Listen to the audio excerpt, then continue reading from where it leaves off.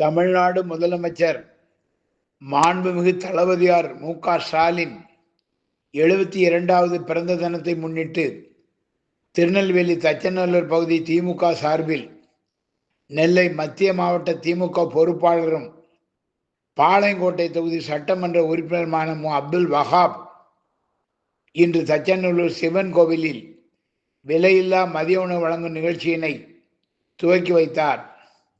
இந்த நிகழ்ச்சியில் நெல்லை மாநகர திமுக செயலாளர் சு. சுப்பிரமணியன், நெல்லை மாநகராட்சி மேயர் கோ. ராமகிருஷ்ணன் கிட்டு, துணை மேயர் கே.ஆர். ராஜு, மானூர் மேற்கொன்றிய திமுக செயலாளர் அன்பழகன், பாளையங்கோட்டை பகுதி திமுக செயலாளர் அண்டன் செல்லத்துரை, நெல்லை மாநகராட்சி கவுன்சிலர்கள் மன்சூர், சுபஹானி, நடராஜன், தச்சநல்லூர் பகுதி திமுக வட்ட செயலாளர்கள் ஷடாமுனி, சிந்து முருகன், படப்பை மனோகரன், பிரேம், கணேசன், துரை, மாநகர பிரதிநிதிகள் சிவா, காசிமணி, மலைமுத்து, காந்தி, நெல்லை பேட்டை பகுதி திமுக இளைஞரணி துணை அமைப்பாளர் மணிகண்டன், முறுக்கு கணேசன், எளிமைக்குமார், சிவகுமார், முருகன், சக்தி, சந்துரு, பாலா, சங்கர் நாராயணன்,